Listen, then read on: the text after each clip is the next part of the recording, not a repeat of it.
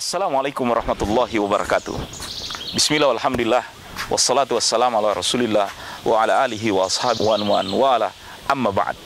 Pemirsa Wahda TV yang dirahmati oleh Allah subhanahu wa ta'ala, di antara leluhur Rasulullah sallallahu alaihi wasallam adalah Hashim.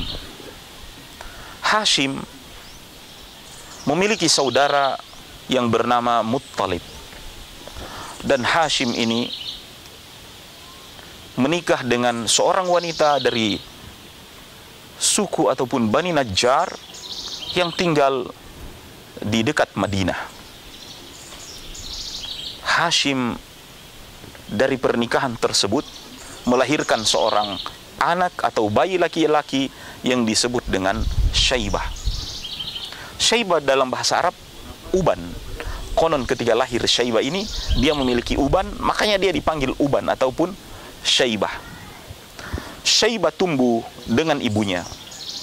Karena tidak lama kemudian Hashim meninggal dunia dan meninggalkan anak yatim bernama Syaibah.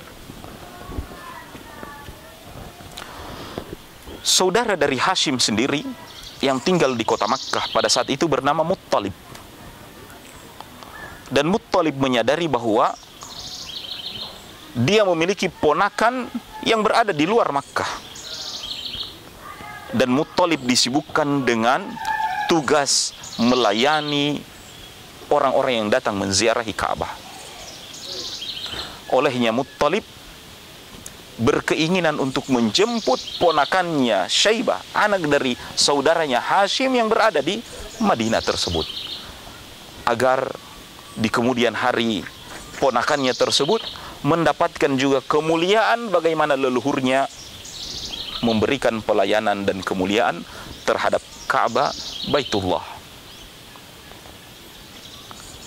Ketika Muttalib datangi ibu dari Syaibah, ibunya ngotot mempertahankan untuk tidak menyerahkan anaknya semata wayangnya kepada pamannya, kepada Muttalib. Namun Muttalib mengatakan, jika anak ini tetap tinggal di Yathrib, maka anak ini tidak akan memiliki kemuliaan yang pernah didapatkan oleh leluhurnya. Maka ibunya mengatakan,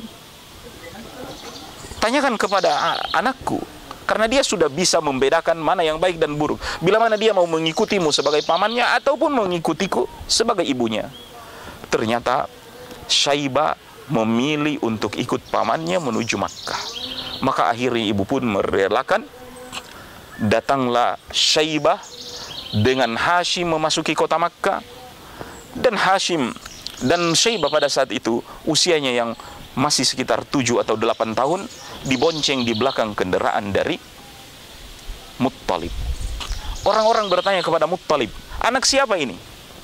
Muttalib tidak menjawab. Dan orang-orang Makkah melihat Muttalib membonceng anak ini, mereka mengetahui bahwa Muttalib tidak memiliki anak laki-laki. Akhirnya orang mengatakan, Muttalib membeli seorang budak dari luar kota Makkah. Dan siapa namanya? Muttalib tidak mau menyebut namanya Syaibah dan seterusnya. Akhirnya orang-orang Makkah memberi gelar terhadap anak yang dibonceng Muttalib tersebut sebagai budaknya Muttalib, Abdul Muttalib. Maka berubahlah nama Syaibah menjadi lebih terkenal, Abdul Muttalib. Sejak saat itu orang-orang memanggil Syaibah dengan Abdul Muttalib. Sepeninggal pamannya Muttalib, akhirnya Abdul Muttalib mewarisi tugas dari pamannya melayani para peziarah yang datang ke Ka'bah. Abdul Muttalib inilah kelak yang akan menjadi kakek dari pemilik sirah Nabawiyah. Konon Abdul Muttalib memiliki perawakan sebagai seorang pemuda gagah, berwibawa, perkataannya didengar. Dan memang secara otomatis begitu Muttalib wafat, Abdul Muttalib yang mengganti dia sebagai pemimpin yang melayani orang-orang menziarahi Ka'bah. Abdul Muttalib disebutkan pernah bermimpi melihat sebuah pohon yang besar, tangan-tangan manusia bergelantungan di sana. kepada para ahli nujum, kepada para penafsir mimpi.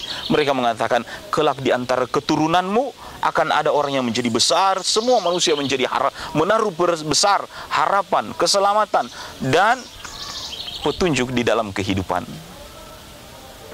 Kabar tentang datangnya Nabi Sallallahu Alaihi Wasallam sebenarnya telah datang kepada Muttalib, kepada Quraisy, merupakan bisyarah bahwa tidak akan lama lagi negeri mereka akan didatangi oleh seorang Nabi.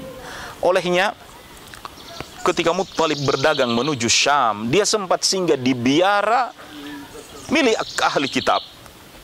Dan ketika pemilik biara tersebut mengetahui Muttalib dari Makkah, dari Hijaz, pemilik biara itu mengatakan, sesungguhnya zaman kenabian itu sudah dekat. Sesudah Isa bin Maryam pergi, Nabi yang terakhir yang ditunggu-tunggu itu sudah dekat. Dan dia berasal dari Hijaz, dari negeri kalian. Seandainya ada di antara anak kalian atau cucu kalian laki-laki yang kelak lahir, maka namai dia Muhammad. Maka nama Muhammad inilah yang dipegang oleh Abdul Muttalib. Saat itu Abdul Muttalib baru memiliki satu orang anak, Harith. Dan terjadilah peristiwa ketika Abdul Muttalib bermimpi, didatangi seseorang yang membisikkan padanya, ihfir bararah, galilah bararah. Bararah kebaikan. Di mana apa? Abdul Muttalib terbangun dalam tidurnya dan tidak ada lagi yang bisa meneruskan dari mimpi tersebut. Di malam berikutnya Abdul Muttalib mimpi, ihfir tiba, galilah tiba. Tiba dan barara memiliki satu kesamaan makna, yaitu kebaikan. Ihfir tiba, apanya yang mau digali? Mimpi tersebut tidak berlanjut. Bangun, orang tidur lagi sesudah mimpi, tidak akan mungkin mimpi bersambung. Di malam ketiga, Abdul Muttalib kembali didatangi oleh seorang yang membisikkan padanya, ihfir Zamzam, galilah Zamzam. Kata Zamzam sudah dikenal oleh orang-orang Arab. Sebuah sumur yang sekitar 500 tahun yang lalu telah ditimbun oleh Quraisy ketika mereka diserang oleh Bani Khuza'ah. Tapi mereka tidak mengetahui di mana itu Zamzam, apakah benar atau tidak. Namun kata Zamzam mereka kenal, dia adalah nama dari sebuah sumur yang pernah ada di dekat Ka'bah. Galilah Zamzam.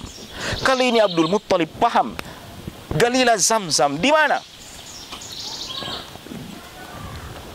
Baina farthin wa harthin. Zamzam tersebut berada di antara farthin wa harthin, di antara tetesan-tetesan darah dan tumpahan usus yang keluar dari hewan yang disembelih. Inda qaryatin namla, di rumah semut, fi naqrati gurabil asam, pada patokan burung gagak yang hitam. Di mana Zamzam tersebut? Kalimat bersyair, di antara tetesan darah dan isi perut dari sebuah hewan pada sarang semut, pada patokan burung gagak hitam. Kita pun tidak tahu di mana itu Zamzam. Insya Allah dalam segmen selanjutnya kita akan menelusuri di manakah Zamzamnya Abdul Muttalib yang disuruh kepadanya untuk menggali. Mudah-mudahan Allah Subhanahu wa taala selalu mendekatkan kita dengan pemilik sirah nabawi ini, Rasulullah sallallahu alaihi wasallam. Wabillahi taufiq wal hidayah. Assalamualaikum warahmatullahi wabarakatuh.